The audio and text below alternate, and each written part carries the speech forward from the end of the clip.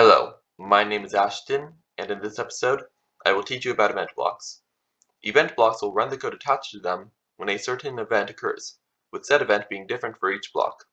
They are necessary for any project to run, as otherwise no code would be able to run without physically entering the files and clicking the code. To show them off, we will be using the save block down here. The most basic of these is the when flag clicked block. This will activate whenever the green flag above the program is clicked, and it's perfect for any program. If we take the save block and put it there, when we press the green flag, the next is the WinKey pressed block, which will activate whenever the chosen key is pressed. The key can be the space bar, any arrow key, any letter, any number, or just any key on the keyboard.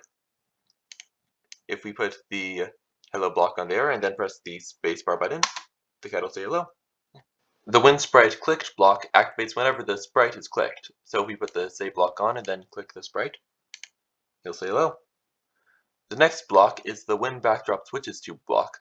This activates whenever the backdrop, which acts as the background for your stage, switches its costume. So if we put the save block on and choose a backdrop, let's choose blue sky, then go here and switch it to blue sky, the cat will say hello. Alright. The when greater than block determines if the selected value is greater than the number in the white box. If it is, then it will run. The two values are timer, which is how long the program has been running, and loudness, which is how loud you are. Sadly, I can't show off loudness, as if I were to, my mic would stop recording for some reason.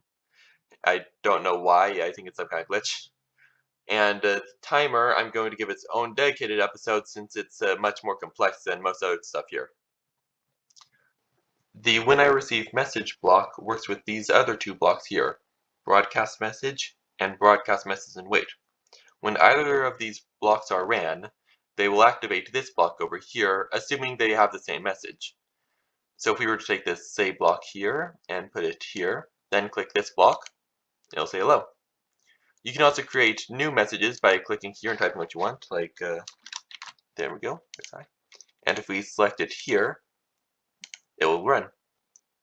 With the wait version of the block, it will wait until this block is done with everything below it before we're running the code after it. So if we were to take a change X block and put it underneath here, both of these will activate at the same time. So it will move and say hi at the same time. But if we put it here and change the message, it will say hi and then move. As so. With that, you now know about event blocks in Scratch. Thank you for watching.